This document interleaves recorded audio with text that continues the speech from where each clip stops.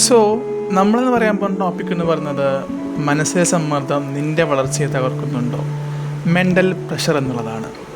Okay, അപ്പോൾ നമ്മൾ പലപ്പോഴും ചോദിക്കാറുണ്ട് എന്തുകൊണ്ട് ഞാൻ വളരുന്നില്ല എന്നുള്ളത്. ഓക്കെ, പലപ്പോഴും നമ്മളോട് ചോദിക്കുന്ന ഏറ്റവും വലിയൊരു ചോദ്യം തന്നെയാണത്. ഓക്കെ, അപ്പോൾ പലവർക്കും മനസ്സിലാക്കാത്ത സത്യമുണ്ട്. അതെന്താണെന്ന് വെച്ച് കഴിഞ്ഞാൽ നമ്മളെ തടയുന്ന കുറച്ച് കാര്യങ്ങളുണ്ട്.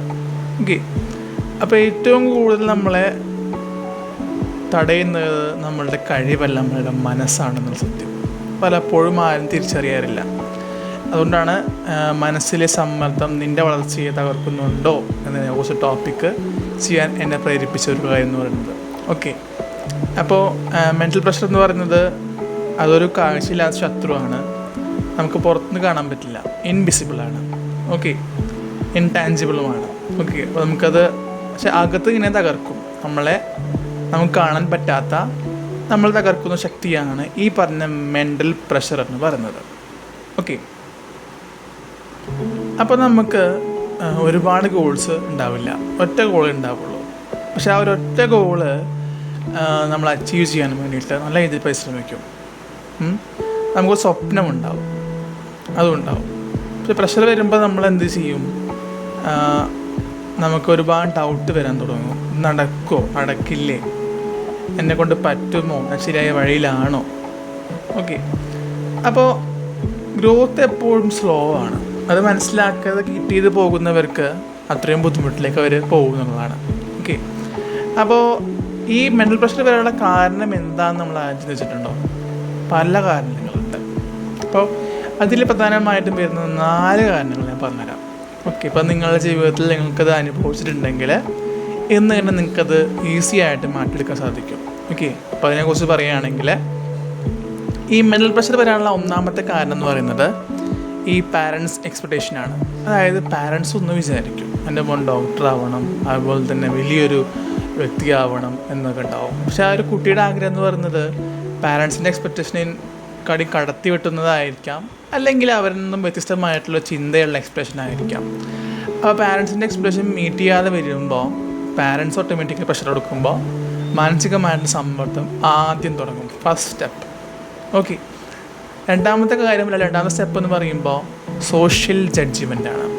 അതായത് സൊസൈറ്റി നമ്മൾ ജഡ്ജ് ചെയ്യാൻ തുടങ്ങും.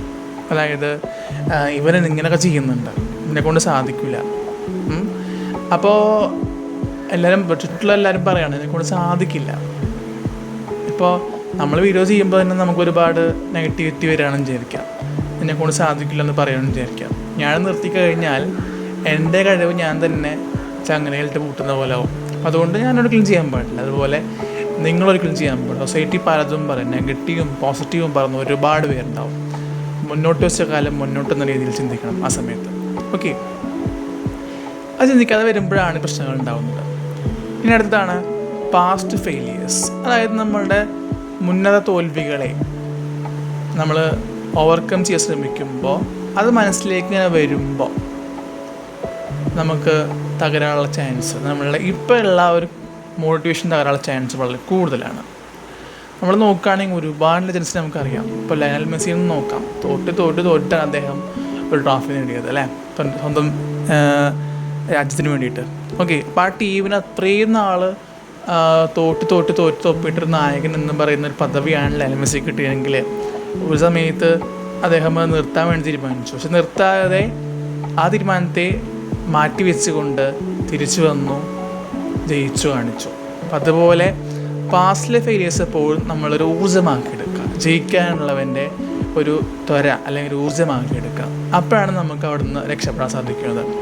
ഓക്കെ, ഇനി കമ്പാരിസൺ, വെരി ഇമ്പോർട്ടൻറ്റ് സ്റ്റെപ്പ്. നമ്മളീ പറഞ്ഞതിൻ്റെ ഏറ്റവും ലാസ്റ്റത്തെ കാര്യം ആണ്. പക്ഷേ നമ്മൾ ഏറ്റവും കൂടുതൽ ഈ സംഭവം മൂലമാണ് നമുക്ക് ഏറ്റവും കൂടുതൽ മാനസിക സംഘർഷം അല്ലെങ്കിൽ മെൻ്റൽ പ്രഷർ അനുഭവിക്കുന്നുണ്ടാവുക. അതായത് നമ്മളുടെ പാരൻസിനെ കമ്പാരിസൺ ചെയ്യണമെന്നില്ല, നമ്മളെ ടീച്ചേഴ്സ് ആയിക്കോട്ടെ, നമ്മളുടെ ഫ്രണ്ട്സ് ആയിക്കോട്ടെ, എല്ലാവരും കമ്പയർ ചെയ്യുകയാണ്. എന്നെങ്ങാട്ടി കൂടുതൽ അവർ സ്കോർ ചെയ്യുന്നുണ്ട് മാർക്ക്. ടീച്ചേഴ്സ്, പാരൻസ്, അതുപോലെ ഫ്രണ്ട്സ് എന്നെങ്ങാട്ടി കൂടുതൽ കഴിവ് അവനുണ്ട്. ഓക്കെ, അതുപോലെ തന്നെ കൊണ്ട് ഇത് കഴിയില്ല, പക്ഷെ അവനെ കൊണ്ട് ഇത് കഴിയും. അങ്ങനെ ഒരുപാട് കമ്പാരിസൺ നടത്തുന്നവരുണ്ട്. അപ്പോൾ ഈ 4 കാരണങ്ങൾ തന്നെയാണ് നമ്മളുടെ ഗ്രോത്തിൽ നശിപ്പിക്കുന്ന കാര്യങ്ങൾ. ഇത് നമ്മളുടെ മനസ്സിലുണ്ടെങ്കിൽ അപ്പം തന്നെ തുടച്ച് നീക്കുക എന്നുള്ളതാണ്. ഓക്കെ, നമ്മൾ പതിയെ നമ്മളുടെ കോൺഫിഡൻസ് തകർക്കുന്ന ഈ കാര്യത്തെ നമ്മൾ തുടച്ച് നീക്കുക എന്നുള്ളതാണ്. ഓക്കെ, അപ്പോൾ മെൻ്റൽ പ്രഷർ കൺട്രോൾ ചെയ്യാൻ പഠിക്കാത്ത ഒരാളും ജീവിതത്തിൽ വിജയിക്കില്ല. സ്റ്റക്കായിട്ട് ഇരിക്കത്തേ ഉള്ളൂ. സ്റ്റക്കായി ഇരുന്നാലേ നഷ്ടം നിനക്ക് മാത്രമേ ഉള്ളൂ. ബാക്കിയുള്ളവൻ വിജയിക്കുമ്പോൾ അവൻ്റെ വിജയം കണ്ടിരിക്കേണ്ടതായിട്ട് വരും. അപ്പം അതുകൊണ്ട് എന്ത് ചെയ്യുക, ഇന്ന് തന്നെ നമ്മളതിനെ തിരുത്താൻ ശ്രമിക്കുക. ഓക്കെ, നിൻ്റെ മനസ്സിനെ ട്രെയിൻ ചെയ്യുക. നിൻ്റെ കമ്പാരിസൺ സ്റ്റോപ്പ് ചെയ്യുക. നീ കമ്പാരിസൺ ചെയ്യുന്നുണ്ടെങ്കിൽ സ്റ്റോപ്പ് ചെയ്യുക, മറ്റുള്ളവർ അത് തരുന്നുണ്ടെങ്കിൽ അതും സ്റ്റോപ്പ് ചെയ്യാം. ഓക്കെ, എപ്പോഴും ചെറിയ വിജയങ്ങളിൽ ഫോക്കസ് ചെയ്യുക. അത്തരം വിജയങ്ങളിൽ ഫോക്കസ് ചെയ്യുമ്പോഴാണ് നമുക്ക് എല്ലായ്പ്പോഴും വലിയ വിജയങ്ങൾ ഉണ്ടാകുന്നത്.